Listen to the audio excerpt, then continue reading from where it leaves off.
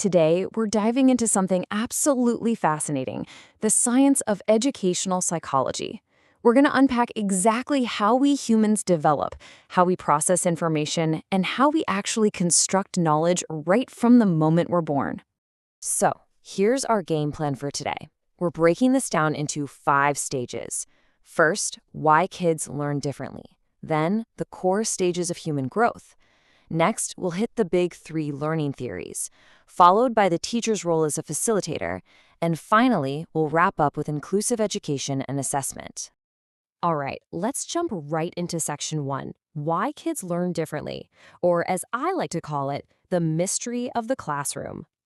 Have you ever wondered why children of the exact same age learn so differently? I mean, it's a huge question, right? Well, the science tells us it basically boils down to a super complex mix. We're talking individual differences, unique environmental influences, things like family structure, community dynamics, cultural background, and, of course, developmental readiness. Literally, every single learner brings their own unique cognitive fingerprint to the table. And teaching, well, it's really only effective when it actively honors those highly specific differences. And hey, that brings us right to the master key that bridges all this academic theory with real-world classroom practice, educational psychology. Think of it as the scientific study of how learners think, develop, and learn in educational settings. It covers the whole shebang, from intrinsic motivation to how we assess students, down to the actual cognitive processes of learning itself.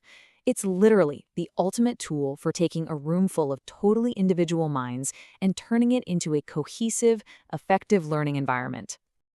Moving on to section 2, stages of human growth, from the prenatal phase all the way to adolescence. To really wrap our heads around educational psychology, we've got to map out the foundational blueprint of human development. Growth is this lifelong, continuous process, right? But it unfolds in distinct stages. It actually starts at the prenatal stage, which is incredibly sensitive to a mother's nutritional and emotional environment. Then we hit infancy, 0 to 2 years, which is all about pure motor and sensory exploration. Touching, tasting, moving.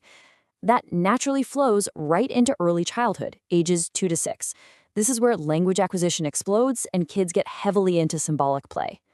By middle childhood, 6 to 12, boom, a major cognitive shift happens. Logical thinking starts to firmly click into place.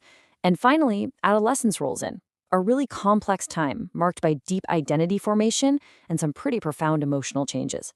Oh, and what's really wild as we map this out are the biological rules behind it, like the cephalocaudal law of development. Say that 5 times fast.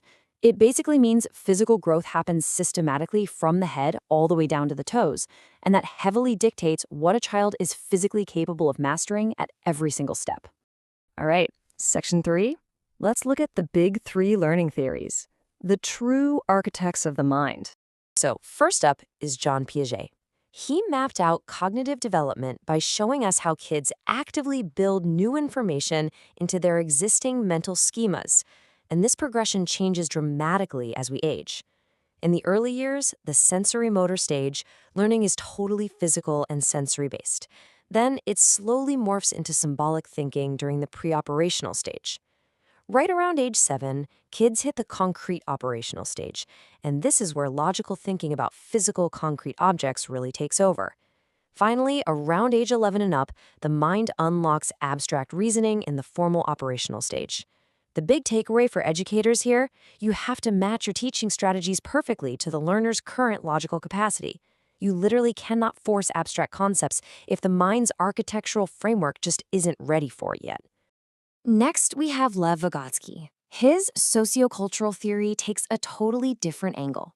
He argued that learning is entirely socially constructed. And this brings us to a massive concept, the zone of proximal development, or ZPD.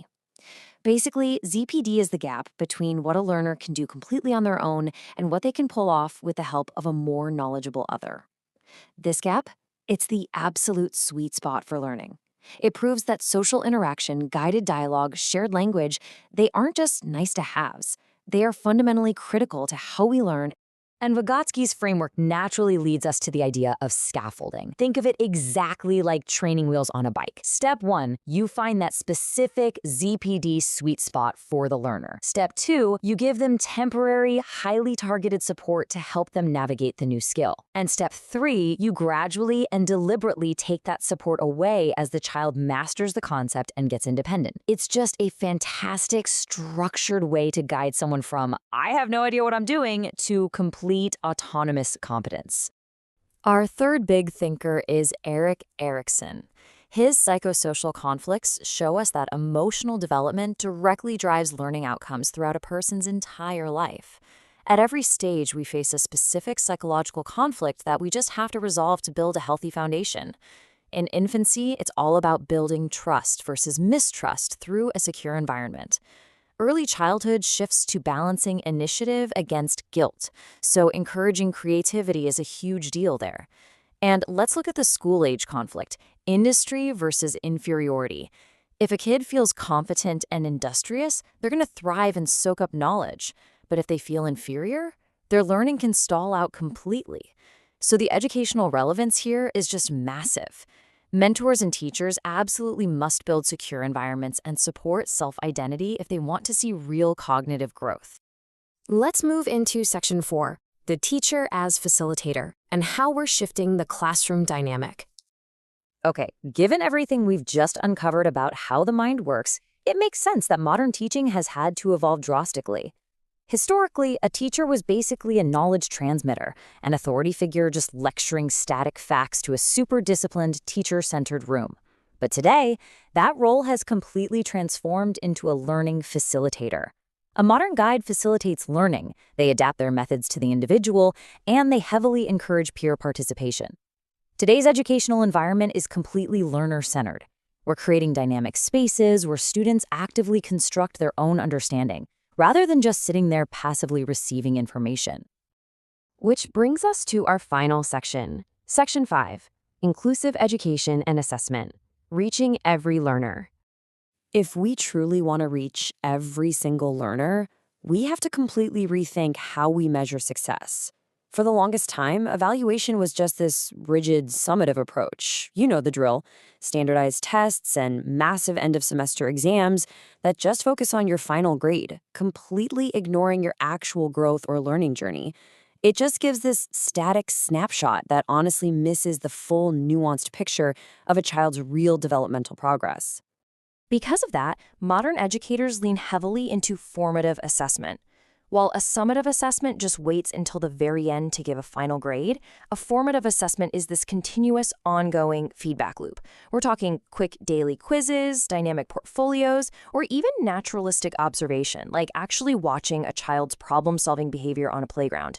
The main goal here isn't a final letter grade, it's about continuous improvement and giving developmental feedback that actually helps the student grow. And this intense focus on individual growth perfectly aligns with the principles of inclusive education. Now, we need to be clear. This isn't just integrated education, which honestly often just means dropping students with disabilities into regular classrooms without changing anything else. True inclusion means actively adapting the curriculum and the resources to fit every single child's needs, and recognizing sociocultural diversity is a huge part of that. For example, understanding how a child's specific community traditions, like the matrilineal societies in Meghalaya, shape the way they behave and learn. That kind of context is absolutely essential to making sure we provide truly equal learning opportunities for everyone. Wow, we have covered some incredible ground today, unpacking the fascinating science of how we think, develop, and learn. So, I want to leave you with this final, provocative thought. If teaching must be learner-centered, how will you adapt your own lesson plan to empower the individuals in your life? Whether you're a parent, a mentor, or just someone who loves continuous learning, these psychological principles apply to all of us. Think about how you can find someone's zone of proximal development and give them the exact scaffolding they need to soar.